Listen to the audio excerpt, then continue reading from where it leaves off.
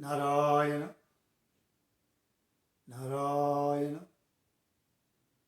Narayana, Narayana. Om Shri Ganeshaya Namaha. Om Shri Saraswati Namaha. Om Shri Gurubhyo Namaha. Hari Om Tat Sat. It has been a very, very long time since I have recorded. Perhaps I keep saying the same thing every time because always there is a long gap between my recordings. This time it was my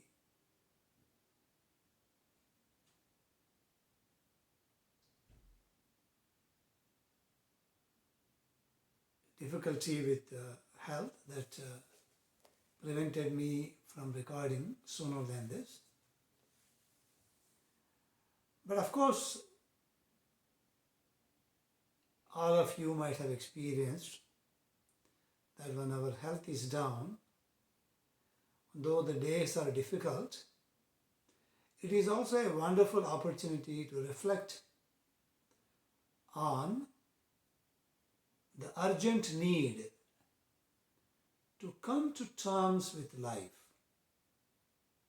Whatever we got, whatever we did not get, in comparison to our desires, one has to come to terms with it. Otherwise, even on the deathbed, one would die regretting. But how do you live and pass from this life without regret? Of course, regret and pride that I achieved something, and the regret that I did not achieve what I wanted. Both of them are two sides of the same coin. One should free oneself from the pride of having achieved something as an agent or karta, and also one should get rid of the notion that one is the agent having not done what should be done, which is called regret. A man who is free from pride and guilt is the one who can live here in peace and joy. Basically, that means one has to free oneself from being a karta and bhokta.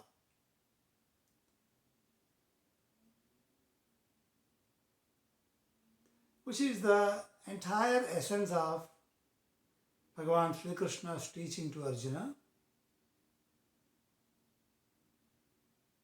starting from chapter 2. So it is not a mystery. It is not a mystery to us who read Gita now, what needs to be done. It's not like one who is not aware of the path. We know the route. We need to get onto the vehicle and take the route. But we have our own opinions about the route that is suggested. So we never embark on it. Or we may get onto the route on a vehicle but never make steady progress or acceleration on the path, because we are not really feeling the intense need to go from point A to point B. Then we will never make acceleration, and we will never try to push the vehicle by pressing the accelerator and speeding up. So the Shastra study will help in making our determination strong and well-founded. So study of the Shastra initially will give you assurance that there is a solution to the current problem of turmoil and disturbed state of mind, and then it will show or describe the path, and then if there is no Shraddha which propels one to move on the path, slowly the Shastra study will introduce and reinforce Shraddha. Means basically creating a determination that the path shown by the Shastra is dependable, and then you will be able to let go of other concerns and start making an effort to follow the injunctions and directions suggested by the Shastra. In this journey, we take recourse to the study of Shankara Bhashya for the Bhagavad Gita, Upanishads and Brahma Sutra, in that order, strictly speaking. Though you may mix Bhagavad Gita and Upanishads, truly Brahma Sutra should be the last thing in that series, because Brahma Sutra basically takes the same sentences of the Upanishads from different places and try to give a chronological, I should not say chronological, try to give a logical connection between these sayings to form a systematic religious thought. So that somebody can start from A, go to B, C, D, slowly P, Q, R and X, Y, Z. So in that sense, a series, a linear presentation, so that the sayings of the Upanishads are well connected for a simple-minded person to study and also remove all the doubts that may come, and also do samanvaya, or explain each Upanishadic statement in context with the other, though they come from multiple or different Upanishads, how they are consistent. That is what Brahma Sutra will demonstrate. So having gone through these three, one is expected to surely be stabilized and well grounded with this determination as to what is this life, who am I, what is this world, and what is this Ishvara, and come to terms with life and experience joy fully here and now. In this context, we know the very famous Akhyayika, or the story or narrative from the Chhandogya Upanishad. Chhandogya chapter 6, Chhandogya, wherein the instruction by Uddalaka to his son Shvetaketu is presented very beautifully, saying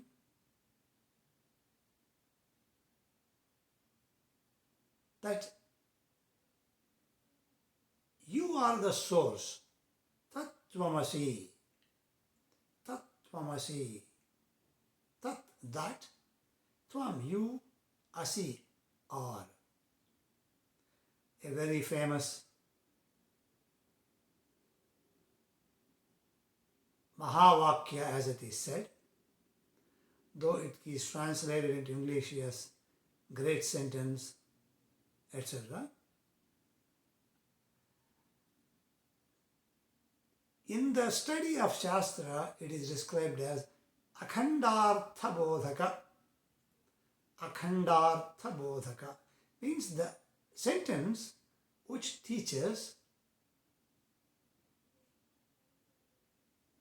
identity. Akhandartha, not broken, not two. Unbroken, homogeneous entity, one, not oneness, one. The one self of all. Akhandartha Bodhaka. There are many sentences, not just these 4 sentences that we popularly identify, but there are many other sentences in the Samhita Bhaga as well as the Upanishad Bhaga, or you can say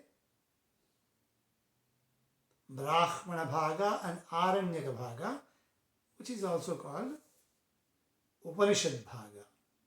So it's not just these 4 sentences, the 4 Mahavakyas as we popularly know, but there are many other sentences which teach the same Akhandartha Bodhaka. Bodha means homogeneous one, the one self of everything. So coming back to our conversation of Shvetaketu and Uddalaka, of course, many of the students of Vedanta know the introduction very well. It's a very famous story where Shvetaketu is called by his father when he was around 12 and tells him, you must go to Gurukula and study the Veda. In our family, nobody remains without studying Veda, in which case they will not be called a Brahmana. They will only be called a Brahmana Bandhu or Brahma Bandhu. He is not a Brahmana. He is only a relative of a Brahmana. Because he may be assisting other Brahmanas in the performance of the Vedic rituals. Just for the namesake, he is a Brahmana, but he himself does not know the Vedic mantras. He is a Brahma Bandhu, not Brahmana. So I don't want you to see like that. So please go to your teacher and study. There must have been more conversation, and he sends him out to a good teacher, and he spends there 12 years and comes back. And the teacher asks him, did you study everything? I see you very arrogant, very headstrong, as we say, feeling very elevated, not really elevated, thinking that he knows everything. It's called Abhimana. Many a times it is falsely placed. We think we know, but it is not really adequate nor right knowledge. Anuchana, Stabdha, Mahamana. These are the words that are used here. Sarvan Vedan Adhitya Mahamana Anucharamani Stabdha Yeyaya Tagam. So I am looking at the 6th chapter of Chhandogya and the first khanda, first section, first bhaga. So seeing him proud that he has studied the Veda, father asked him,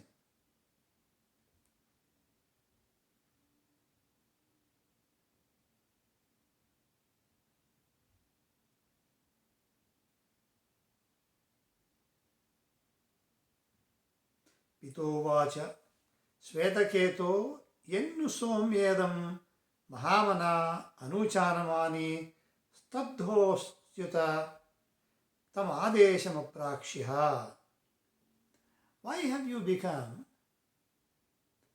so proud? And you think of yourself, high of yourself, and you are floating your head as if you have known the everything. Tam adesham aprakshyah. He asked him, Yenasratagam srutam bhavati, Yenasratagam srutam bhavatyamratam matam avignatam vignatamiti. Have you known that Yena asrutagam srutam bhavati?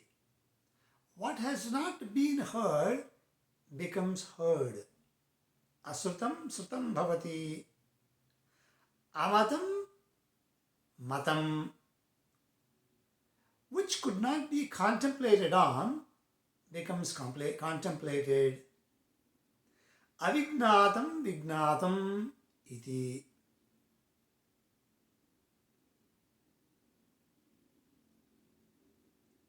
What is not known becomes known.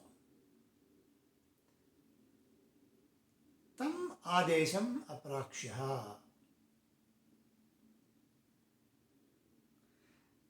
When the father asked him, have you heard or listened to that which could not be, which is not heard, or which is not thought, being taught, and what is not known is known. Have you been instructed on this? Have you known this? Then the son said, Katham nu bhagavaha sa adesho bhavatiti. What kind of instruction or teaching is that? O Father, O Bhagavan, O worshipable one, Katham nu bhagavaha sa adesho bhavatiti. What kind of instruction is this? Which looks mysterious what you are saying. Then the father replied, Yatha somyaikena mritpindena sarvam murmayam vignatagam syad. Yatha somyaikena mritpindena sarvam murmayam vignatagam syad. That instruction, that teaching is like this. Somya ekena mritpindena sarvam murmayam vignatagam syad. When you know one ball of clay, you will know all the artifacts that are made out of that clay ball, clay lump. So he said, Yatha somyakena mritpindena sarvam murmayam vignatagam syad. Like that. Means when one knows about the lump of clay, then that one knows all the artifacts that are made out of that lump of clay. Like that is this instruction. Meaning, yena asadagam stam bhavati, means whatever you listen to, you do not necessarily need to know everything that is listened to. But when you know of which this process of listening is made, then you know what is meant by listening, because that listening encompasses all the objects of listening. Thus, similarly, we can interpret the previous sentence. Yatha amatam matam bhavati. What has not been thought about, what has not been contemplated about, that becomes contemplated or thought about, or yatha avignatam vignatam. That itself cannot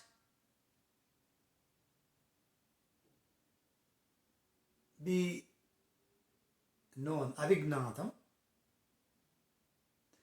That becomes known, vignatam. The essence of this sentence is, by knowing the material or the essence of which all the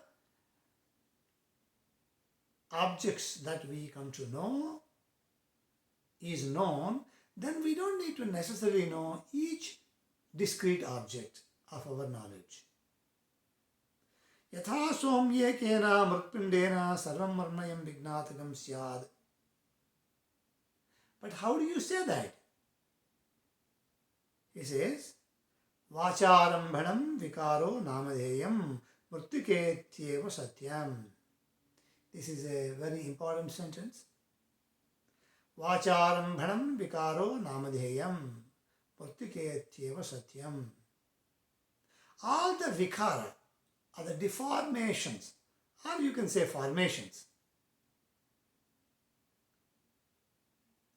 of the lump of clay. All the shapes that are made from the lump to a non-lump, into a form, into distinct and different forms, they are still the same clay, but we identify them differently by naming them differently. What we have done is, we have taken the same clay but given a shape and we identify it with a name. Vacharambhanam vikaro namadheyam.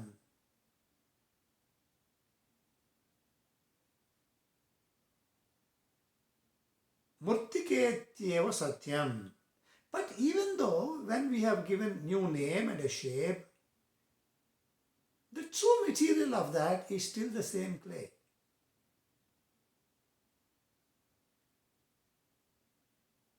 Only truly we have given a name to it. We have given a shape to it. But the clay itself is never lost. Clay itself is remaining the same. Without losing the clay as the essence, parts have come into existence. Murtiketyeva satyam. Before the parts it was clay. When they are remaining as parts, it is clay.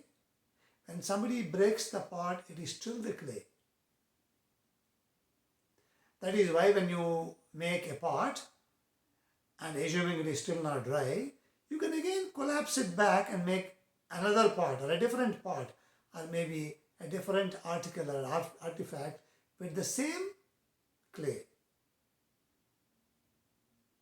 Vacharambhanam vikaro namadeyam. So during the time when the vikara are a distinct shape, akara is given, it has a different name, without losing its basic source material. Vacharambhanam vikaro namadeyam murtiketyeva satyam. For this, 3 examples are given. Yatha somye kena lohamanina sarvam lohamayam vignatakam syad vacharambhanam vikaro namadheyam lohamityeva satyam. When we make a golden bangle or a ring or a chain, gold itself is not lost. This is what is being said here. Lohamityeva satyam.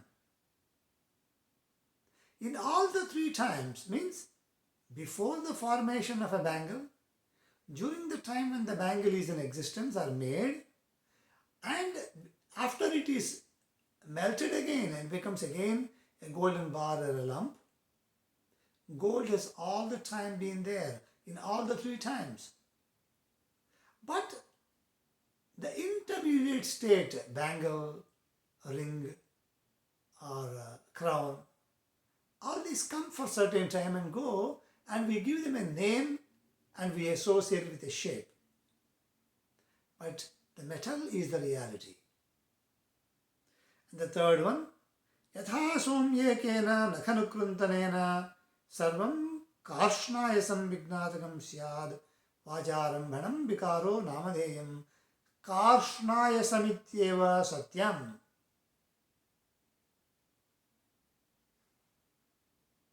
Just like we know the implements or the instruments, for example, here he takes here a nail cutter, which is made of metal, iron.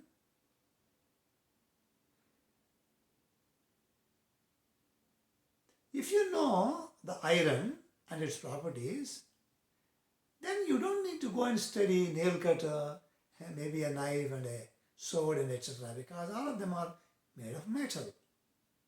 That is the essence of it. So by looking at it, you won't be deluded to think that it is something different because you know how the metal can be made to look in spite of having different names. So here too, Karshnayasam, the iron, is the reality, not the implements which come in between. For example, you make an implement or a tool and it gets broken, we can melt it and make something else. But the metal itself has not vanished. Evagam somya sa adesho bhavatiti. Hey Shvetaketu, the instruction is in these lines. Evagam somya sa adesho bhavatiti. So the instruction that I told you, yena sutena sutam amatam matam avignatam vignatam bhavati. So that question of understanding, that instruction is in these lines. So have you heard of that? Have you learned that? Then some says, Navai nunam bhagavantasta etadeva avidushuhu yed etad avedishyan katham me navakshyanniti bhagavagam stveva me tad bravitviti tatha somyeti hyovacha. So then the son said, Shvetaketu said, Sir, my teachers, venerable teachers, respectable teachers, possibly did not know this instruction. Otherwise, why would they not teach me? So, sir, you yourself teach me. And the father said, okay, I will instruct you.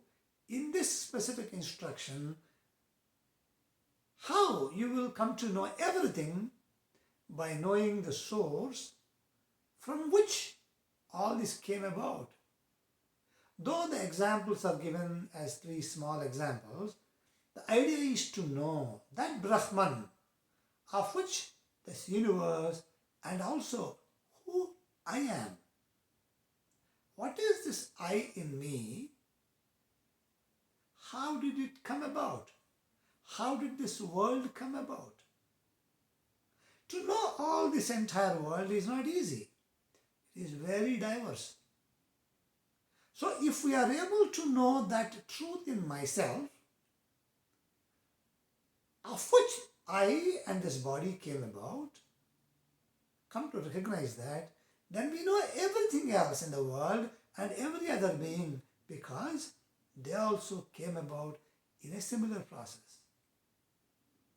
Then one becomes sarvagna, knowing everything. So this is the methodology that is presented.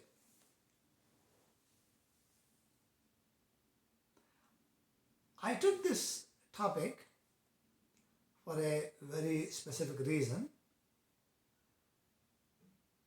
and I will continue with this thought in the next segment. Om Shanti Shanti Shanti Hari Om Tat Sat. Sarvam Sri Krishnaarpanamastu.